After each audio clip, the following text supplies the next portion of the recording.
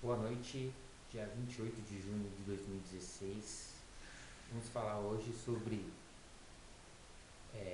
Jair Messias Bolsonaro, que o Partido Verde fez uma representação no Conselho de Ética na Câmara dos Deputados, representação de apologia ao crime de tortura, porque você lembra lá na votação contra o processo de admissibilidade do impeachment da Dilma? Isso mesmo. Em 17 de abril de 2016, foi lá e que ele fez ilusão ao coronel Alberto Brilhante Ustra, falando que o coronel era herói e era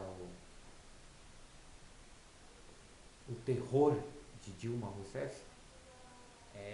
Ele dá algumas declarações meia bombásticas, né, meio explosivas, né? O termo é arrombos de oratória, né? Isso é mesmo. Mas parece que o, o presidente José Carlos Araújo, presidente do Conselho Disciplinar, abriu quebra de decoro parlamentar para ele. Né? É um processo disciplinar que vai apurar a quebra de decoro parlamentar. A quebra de decoro parlamentar, decoro significa decência.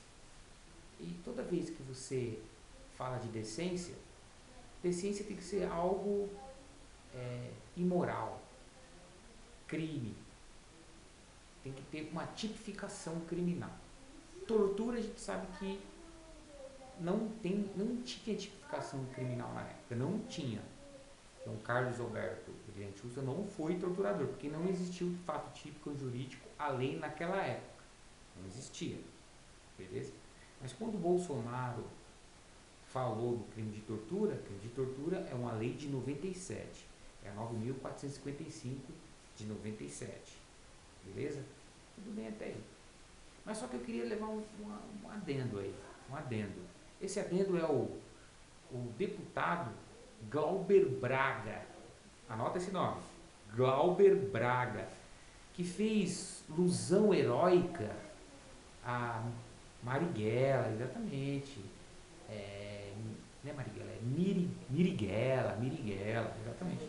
Fez ilusão a Miriguela, aquele que escreveu o manual do guerrilheiro urbano, que fazia parte da frente comunista de guerrilha, na época do regime militar, exatamente. Que é aquele que negociava, que planejava emboscadas, assaltos, explosões, terrorismo, mas não existia a lei de terrorismo. O que existia na época é uma lei de segurança nacional. Lei de segurança nacional.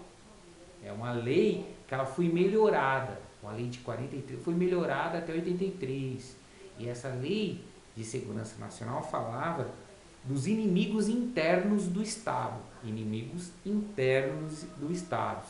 E na lei 7.170 de 83, existem várias leis, né, nesse segmento. Falar leis de segurança do Estado, leis de segurança nacional, que fala dos inimigos internos, que quer fazer uma dissensão social dentro do país. Né? E no artigo 20 tipifica tortura. Tipifica tortura. Né? Então, falando do Carlos Alberto Brilhante Ustra, que foi apurado na Comissão da Verdade e foi trânsito julgado, ele não foi condenado.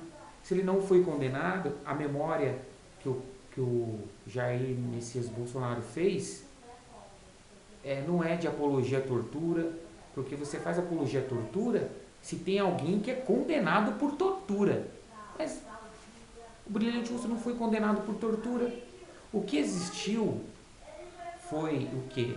Foi uma emblemática midiática. O que é? Criaram-se o Carlos Alberto Brilhante Ustra como terrorista, como torturador, criaram aquele pessoal comunista como terrorista. Também não existia lei naquela época, mas existia o quê? Existia o crime de homicídio, o crime de sequestro, o crime de explosão, o crime de assalto, roubo, tudo isso existe tipificação criminal. Tudo isso existe tipificação criminal. Mas, com os agentes do Estado, que faziam parte de divisões especiais de investigação, para esses foi, foi representado como um ato heróico da época.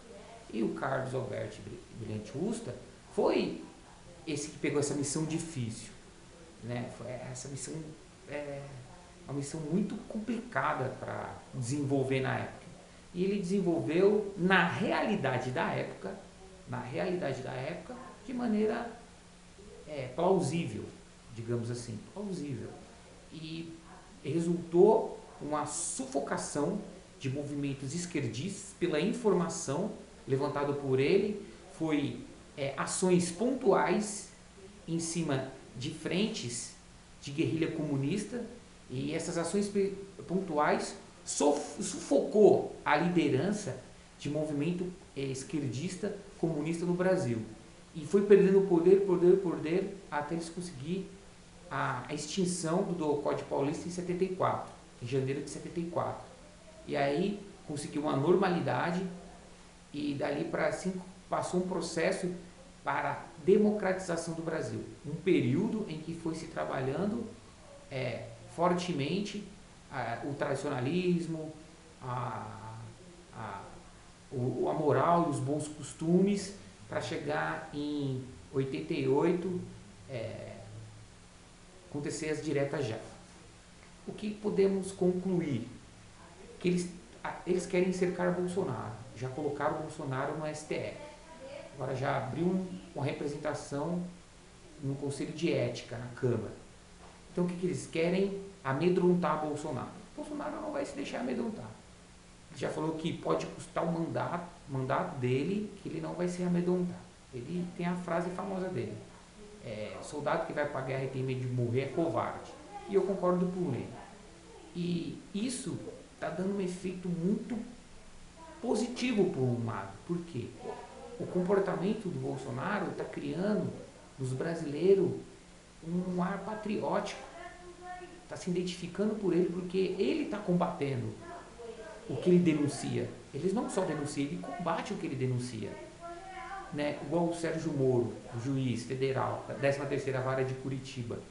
Ele está sendo aplaudido porque está despertando a esperança. E é isso que nós precisamos. Precisamos que pessoas com esse sentimento patriótico, esse sentimento cívico, aquele que estabelece um comportamento moral e desperte na gente esse sentimento patriótico. Nós precisamos amar o nosso país, precisamos ser mais patriotas. E para finalizar, somos todos Bolsonaro nesta causa. Está sendo uma perseguição ferrenha, uma perseguição muito indiscriminada para cima dele. É uma situação que chega da vergonha, isso é real, da vergonha.